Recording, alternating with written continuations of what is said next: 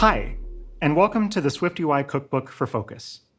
I'm Cody, and today I'll be discussing some of the things that you can do with Focus APIs in SwiftUI to cook up a really great user experience. In this video, I'll serve up a 3-course meal from a fixed menu of tasty API details paired with a series of fine code examples. As an appetizer, I'll spend some time reviewing the very basics of Focus. What is it, and what job does it do? For the first course, whet your palate with a look at the ingredients that make the Focus experience. With those ingredients laid out, I can really start cooking. For the main course, I'll dig into some recipes for controlling Focus appearance, observing Focus movement, and responding to keyboard input with custom controls. So, what is Focus? Focus is a tool for deciding how to respond when someone presses a key on a keyboard, or swipes on an Apple TV remote, or turns the digital crown on their watch. These input methods have one important detail in common. On their own, they don't provide enough information to identify which on-screen control their input is intended for. Compare this with things like mice and trackpads and touchscreens.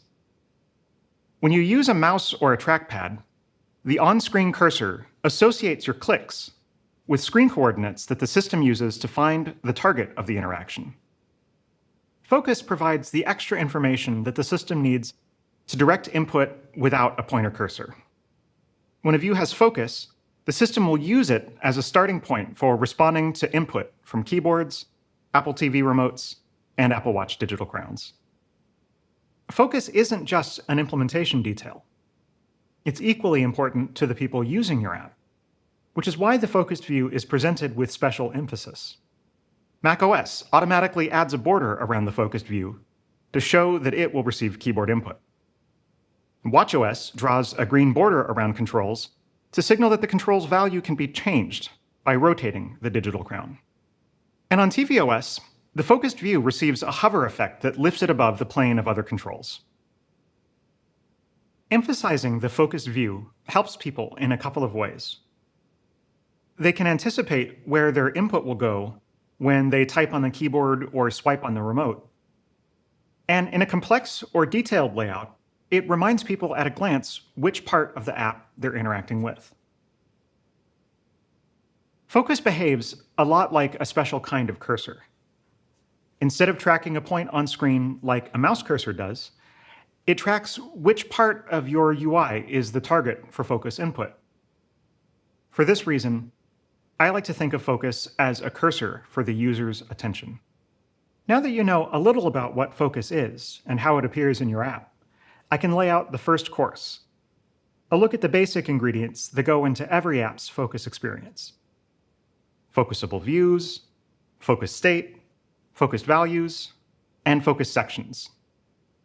The main ingredient to consider when cooking with Focus is the focused view itself. This is the view that the system uses as its starting point when responding to focus input.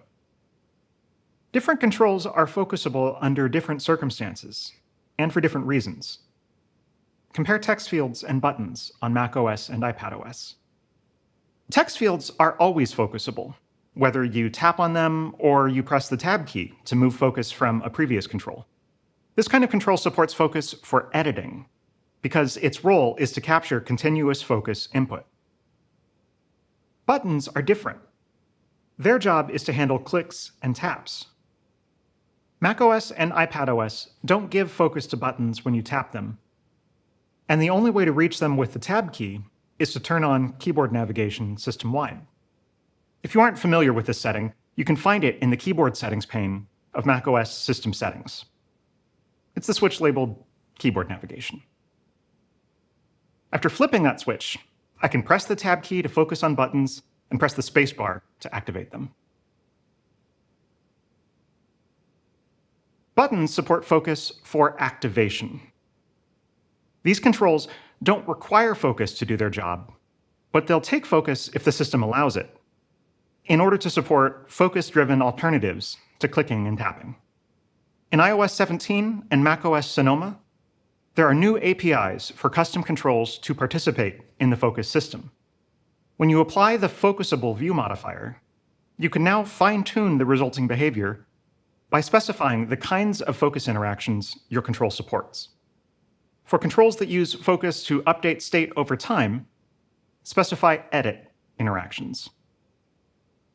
For controls that use focus as an alternative to direct pointer activation, specify activate interactions. If you don't provide any arguments at all, the system gives the control focus for all interactions. Prior to macOS Sonoma, the focusable modifier only supported activation semantics. If you're already using the focusable modifier in your macOS code, verify that the new behavior suits your use case. You may need to update your code by adding an interactions argument. The next ingredient relates to the state of the focus system from moment to moment. And this ingredient is aptly named focus state. The system keeps track of which view has focus, and the app can use that information in its logic to determine how to handle input and how to style views. To observe the state of the system, you create bindings that associate values that you provide with focus being on a particular view. Views can read these bindings to get notified when focus changes, such as a view becoming focused, or when focus is dismissed. Focus state properties with Boolean values will tell you if a single view is focused, as shown here. For more complex cases, you can also use custom data types. And later, I'll discuss an example of this and show how focus state can be changed programmatically. Next up, the Focused Values API. The Focused Values API solves the problem of how to build data dependencies that link remote parts of your user interface. Use this API to update your app's commands based on what's happening in the active scene. Focused values enable data flow between these different elements. I'll define a custom one and use it to build my main menu content. Creating and using focused values is similar to creating and using custom environment keys and objects. You define a new key using the focused value key protocol, and then extend focused values with a computed property that uses the new key to get and set values. The data you use comes from your scene's views and can be a value, a binding, or an observable object. In any case, you use a family of view modifiers to associate the data with focus being in that part of the view hierarchy. As with environment values, you access your focused values by declaring a dynamic property. In this example, my focused value is a binding, so I use the focused binding property wrapper and provide it with my custom key path. Focused binding looks at the focused view and its ancestors to see if there's currently a binding associated with the key. The property wrapper automatically unwraps the binding so I can work with the bound value directly. The only other thing I need to do is use my new property in the view's body. Over time, as focus moves between different controls and different windows become active, the system will update the view to reflect the values it finds in the new context. The last ingredient is the Focus Sections API. Focus sections give you a way to influence how focus moves when someone swipes on an Apple TV remote or presses the tab key on a keyboard. By default, focus starts on the topmost control that's closest to the leading edge of the screen. And from there, pressing tab moves focus from one control to the next, following the layout order of the current locale. And when you reach the last control on the screen, pressing tab again will restart the sequence. Focus movement with an Apple TV remote is directional. You can swipe up, down, left, and right to move focus between controls. Directional movement only works between adjacent targets. In this example, I can swipe right from the creme brulee button to one of the other desserts. But if I want to add creme brulee fixings to my grocery list, I can't swipe down. That button isn't directly beneath the creme brulee button, so my gesture fails. To make these focus targets line up, I'll mark the bottom button's container as a focus section. Focus sections become targets for movement gestures, but they don't become focusable. Instead, they guide focus towards the nearest focusable content. And to be effective, the focus sections have to take up more space than their contents. In this case, I'll add spacers before and after the button to make the stack grow to fit the width of the screen. With the larger focus target in place, I can now swipe down from anywhere to reach the bottom button. I can taste that creme brulee already. I'll take you through some recipes that combine the staple ingredients I just described to polish the look and feel of custom controls and remove friction from common tasks. Recently, I've been using a cookbook app made by my fellow chef, Kurt. You may recognize it from his WWDC23 video. The recipes in this section are based on some new features I've been working on that will benefit from some attention to focus behavior. For instance, I've added an in-app grocery list to help me remember what to get on my next trip to the grocery store. This first recipe shows how a dash of programmatic focus movement can make editing my grocery list a delightful experience. When the grocery list sheet appears, it always has an empty item at its end. Tapping on the empty item brings up the keyboard so I can describe what I need to buy. Adding groceries is a frequent task, so I'd like to save myself a tap by putting focus on the empty item automatically whenever the list appears. Earlier, I showed how to use the Focus State API to observe and update which view has focus. I'll use the same API here. The previous example used a flag to signal whether a single view had focus. In the case of my grocery list, there are any number of text fields to observe. Focus State's value can be any hashable type for cases like this. Each ingredient I add on this screen has a unique ID, and I can keep track of focus by storing the ID associated with the focus text field. I'll use the focused equals modifier to make the link between each text field and its ingredient. I need to provide this modifier with two arguments: a binding to my focus item property, and the ingredient ID that the binding should be updated with when focus is in that text field. I can now run the app and verify that the focused item property is updated with different ID values when I tap around the grocery list. With my focus state binding in place, I have what I need to programmatically move focus to the text field when the grocery list first appears on screen. I do this by adding the default focus view modifier to my list, which is now also available in iOS 17. When the system is evaluating focus for the first time on this screen, it will try to update my binding with the ID of the last grocery list item. With these changes, adding to my grocery list is now a two-step process. Tap the toolbar button to present the sheet, and then start typing. There is no step 3. As my shopping list grows, I notice that tapping the Add button in the toolbar creates a new empty list item, but focus remains where it was. I have to tap the empty item to give it focus. This is another case where I want the app to move focus programmatically so that I can start typing as soon as the new item appears. The difference is that now I want to be in control of the timing of the change. Happily, I can use the same focus state binding that I created for setting default focus. In my grocery list view, I have an add empty item method that adds a new item in my model. And since I've already associated the new item's text field with the current item ID property, I just need to update the property with the new ID as part of my toolbar button action. And voila! Now, when I want to start or update my grocery list, I don't have to tap anything to put focus where it needs to be. I can just start typing. Next up, let's use some more of the ingredients to improve the focus interactions for a custom control that I've created. At this point, I've cataloged a lot of recipes. As I try each one out, I want to remember which ones come out well and which might need some rethinking, or at least a little more salt.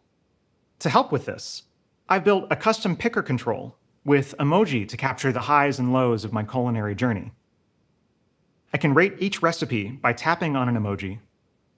But as someone who lives the keyboard navigation lifestyle, I'd really like to be able to focus on the control with the Tab key and use the arrow keys to change the selection.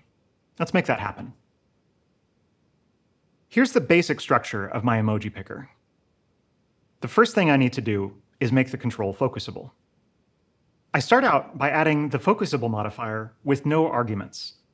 This makes my control focusable when I press the Tab key, but I notice some additional behavior that I don't see with other buttons and similar controls.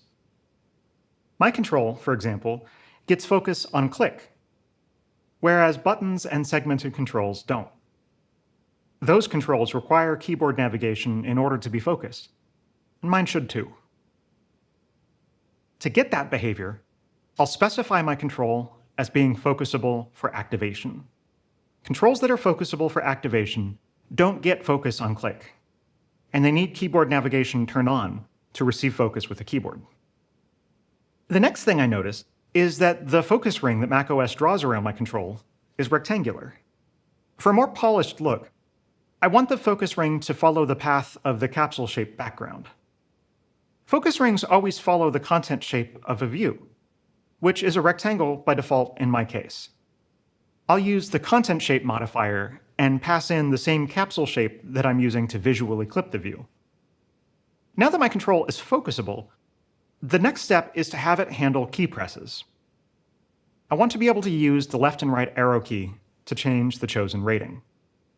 Using the onMove command modifier, I can provide an action to perform in response to a platform-appropriate move command, like when the arrow keys are pressed on a Mac keyboard, or the directional edges are tapped on an Apple TV remote. The system calls the action with the direction of movement, so I'll move the rating selection left or right based on that. Control content should flip horizontally for folks using a right-to-left language like Arabic or Hebrew. Make sure your command action uses the environment's layout direction to account for this.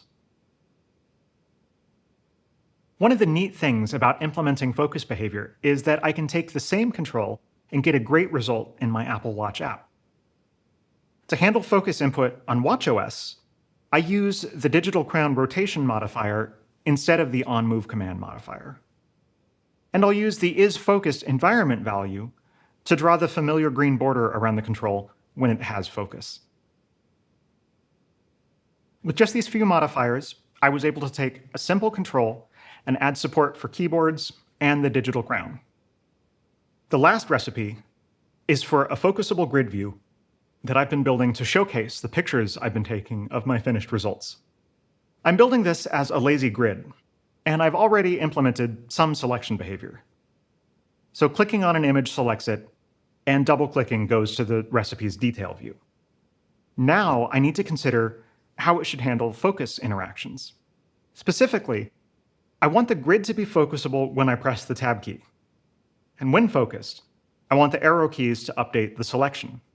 And I want the return key to take me to the selected recipe's details. I'll use several of the ingredients I talked about before, plus a few extra ones to help me handle key presses and customize how the grid appears when it has focus. As in previous examples, the first step is to make the grid focusable. In this case, I don't need to specify any interactions. By default, the grid will take focus when I click on it and when I use the keyboard to tab to it, whether or not keyboard navigation is enabled. This is exactly what I want. Now that I've made the grid focusable, the system automatically draws a focus ring around it. For containers of selectable content, the effect is redundant. The colored border I add around the selected recipe already communicates whether the grid has focus.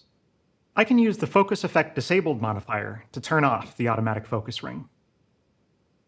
Use selection shape style for borders and other indicators that a view is selected. It automatically adapts to my chosen accent color, and it turns gray when none of its ancestor views have focus, like when focus moves from the grid to the sidebar. The next thing I want to do is hook up a main menu command for marking the selected recipe as a favorite. I'll use the Focused Values API for this, and I'll pass in a binding to my selection for my menu commands to update as needed. To support arrow key selection, I'll use the onMove command modifier. And when the system calls, I'll use the movement direction to update my grid's selected recipe.